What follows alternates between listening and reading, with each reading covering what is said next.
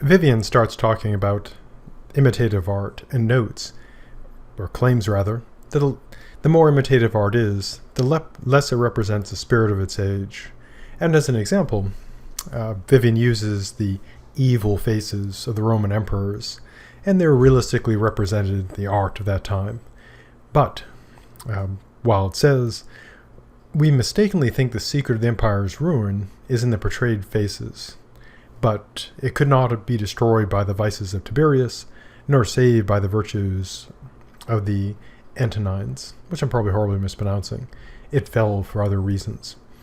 And then the second example involves Dutch art, which portrays, according to Wilde at least, drunken boors and brawling peasants.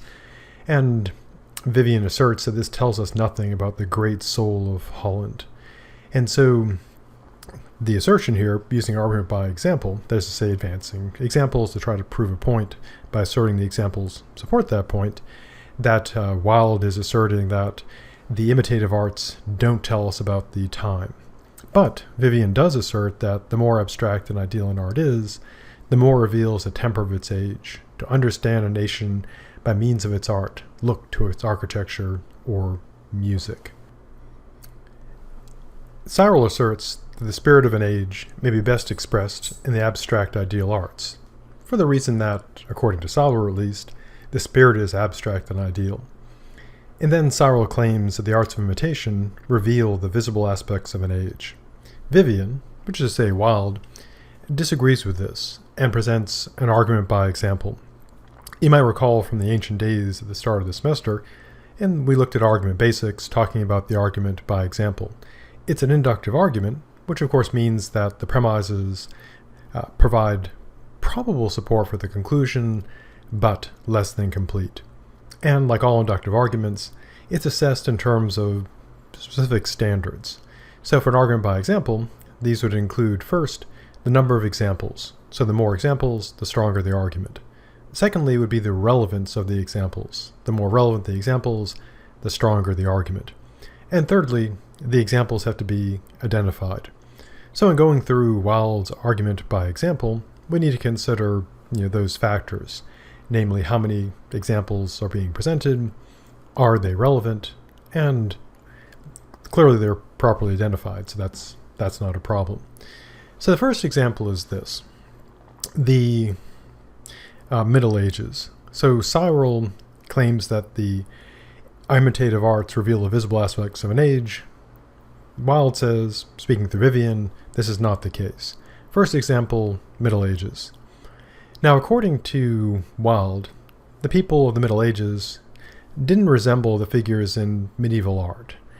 And the thing that's going to run through all these examples is the assertion that this time period, in terms of the art, is defined in terms of style rather than actually the time. And in further support of this, Wilde argues, or contends rather, that an artist with that style could, produce works of art in that style now. And Wilde is correct. There are people today who work in the medieval style. Some obviously do it for things, like movies and so forth, but there are other people who work in that particular style because that's the style they like. And if you looked at their work and you didn't know that it had been just created, fairly recently, you would think that it was medieval work because it's in that style. So why do artists do this? Well, according to Wilde at least, no great artists ever see things as they really are, or they would cease to be an artist, which is an interesting, claim about art, that artists don't see things as they are. That's the, perhaps the key to artistry. So that's the first example in the argument by example. But of course, an argument by example is made stronger by more examples, and Wilde does present more. Vivian, which is to say Wilde, next turns to the second example, that of Japan, and makes the kind of odd claim, but seemingly true claim, that Japanese people, as presented in art, do not exist. They are the creation of artists. And so the claim is that there's no resemblance between the real Japanese and the representation in art. And he makes the assertion that the people who live in Japan are like the general run of English people, him being English, and there's nothing curious or extraordinary about them. They're just normal people.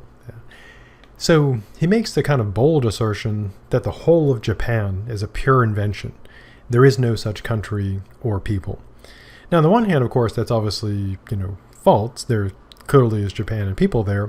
But what he means is he's talking about the artistic, creation. And he notes a person he knew, a painter, who went to Japan to see the Japanese. But he only saw a few lanterns and some fans and could not discover the inhabitants. Presumably the person, perhaps made up, was looking for people that would look like they do in the traditional Japanese style of art. And according to Wilde, this painter did not know the Japanese people are simply a mode of style, an exquisite fancy of art.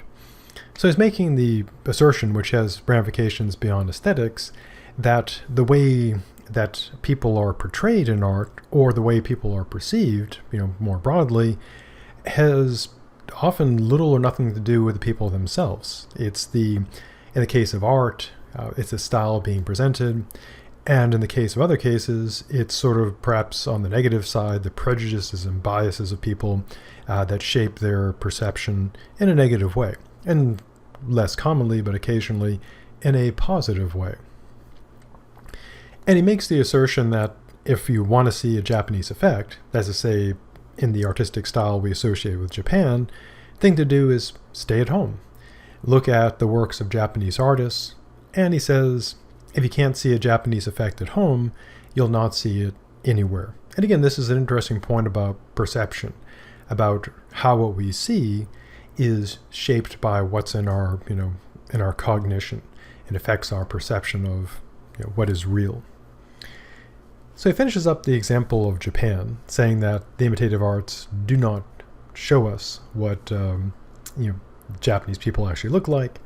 And then in his next example, he moves on to the ancient Greeks. The final example advanced by Vivian, which again is Wilde, is that of the ancient Greeks. Now again, what Wilde is doing is countering Cyril's claim that the imitative arts give us the visual appearance of an age. And Wilde says that the Greek art that we have tells us nothing about what the Greek people were like. And he raises the question, were the Athenian women like the stately figures and goddesses of the Parthenon? And if you judge from the art, they certainly were so. And you can say the same thing about the males.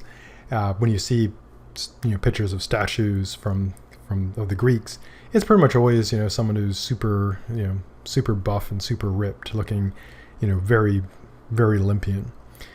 But if you go to the actual authorities, like Aristophanes, the people of Athens were perfectly normal. They weren't all goddesses and gods, strutting about perfectly, shredded and ripped and fit, and whatever metaphors one uses or descriptive terms one uses to describe that these days. And so the assertion that's argued by example is that the art doesn't tell us what people look like, it just tells us about a particular style of art. And as Wilde noted, someone could create medieval style art today. A person who's not Japanese can create Japanese style art, and someone who's around today could recreate the style of the ancient Greeks. And so according to Wilde, we look back at the ages entirely through the medium of art, and art, very fortunately, has never once told us the truth.